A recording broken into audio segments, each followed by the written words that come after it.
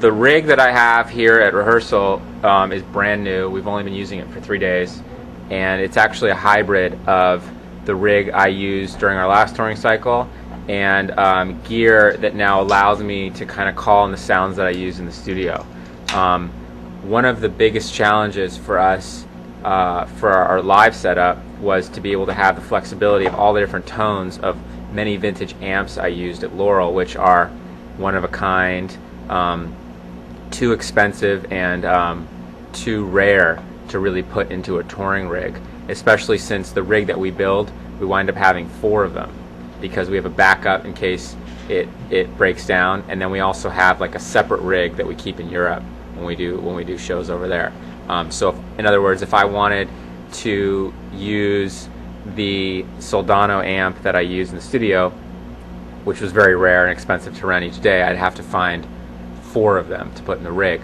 So the solution that we found is pretty incredible. If you want to walk back here to the road cases, we're actually using these new Randall MTS units, which emulate the different amps that I used in the studio. So if you look down in here, you can see, rather than having to have a huge high watt amp actually built into a road case, this little Randall MTS actually emulates the high watt. This is a clean tone.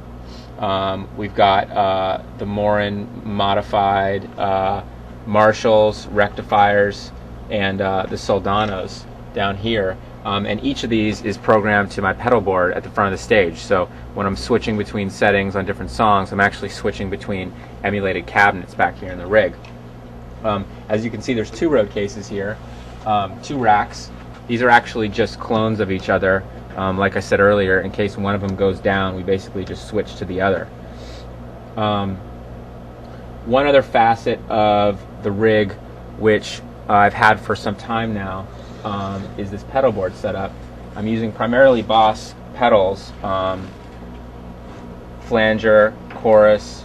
I have 2 different compressors, one set hotter for different songs so I get more level, a noise suppressor to take out all the hiss and extra gain so it's really quiet when I mute, and then my lo-fi pedal, which just makes everything sound low fidelity. And these are all running in front of the preamps, directly to the pedal board, which I use out front.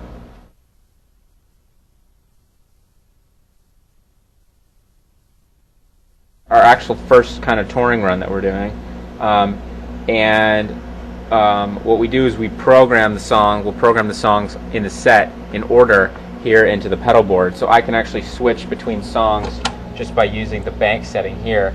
And if you look at the LCD screen, now it's switched to Lying From You, and it's actually scrolling through 4 settings. 4 is usually my mute, 1's usually my distorted tone. You can see it says Lying From You distorted, and you'll see on the board what pedals in the rack are being activated. So here we've got the noise suppressor, and we've basically just got our heavy tone. If you switch up to a song like Somewhere I Belong, where I've also got clean, 3 is usually my clean. Here it says Somewhere I Belong delay. We've got our G major, which we use for all our delay settings. That's a piece of rack mounted gear. And then you can see all the pedals that are being used here, just the compressor, and the Marshall is being activated as well. So as we go through the set, I basically just scroll up by bank, and then within the song I'll switch back and forth from, say, my delay tone to my normal distorted tone. You've been using for a while? I've been using this ground control pedal board setup since the Meteor touring cycle. It's really versatile. It's a really reliable piece of gear. I remember when I first started playing shows, I'd have literally all my pedals up here, and sometimes the wiring would go bad because it's being kicked around and I'm stomping on it.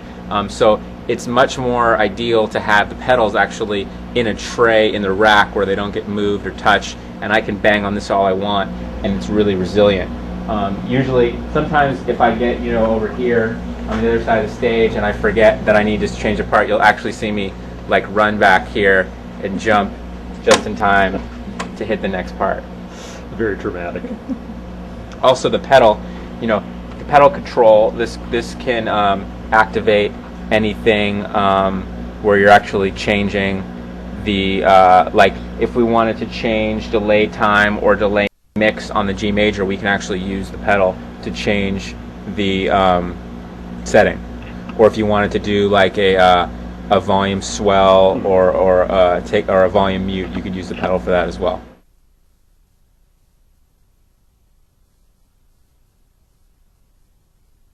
So the standard guitars that I use, oh, there's nothing standard about them. They're pretty awesome guitars. But my main instruments of choice are PRSs, and I usually use my custom Soldier butterfly wing model. I've got this in red and I've got this in gray. This is a really versatile guitar, and I use it on almost every song. On this new record, I experimented with a lot of different guitars. Used some Gibson Les Pauls, used vintage Strats, used a Jaguar, a Tele.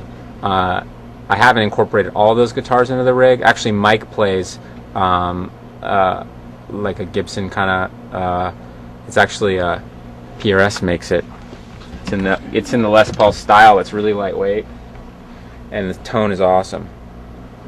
He uses this on Given Up. He'll double what I'm playing.